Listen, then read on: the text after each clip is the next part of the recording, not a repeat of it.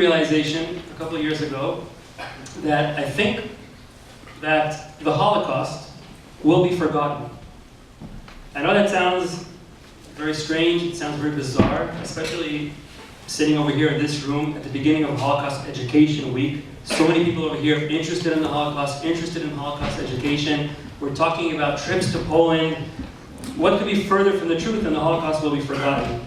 But that's actually something that I have this little fear inside of me that it is going to happen. Now I'll tell you in a few minutes what I mean by forgotten. We have to define the word forgotten. Okay, what does forgotten mean? Forgotten by completely forgotten off the face of the earth. So I'm going to define what forgotten means in just a few minutes. But the first thing you probably want to know is how in the world did I reach this conclusion? Like how do I know that the Holocaust is going to be forgotten? How can I say such a crazy thing? I know that it sounds crazy. And I can also have another question. You can ask me, what, is it going to happen in 10 years, in 50 years, in 100 years? I'm not really sure.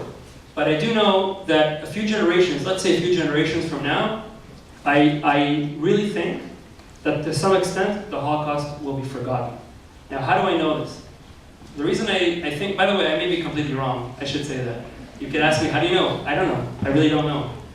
Everything I'm saying may be right, it may be wrong. As you probably know, some of you, most of you, all of you, prophecy was given to fools. I'm not a prophet. I don't think that I'm a fool. But I don't want to prophesize.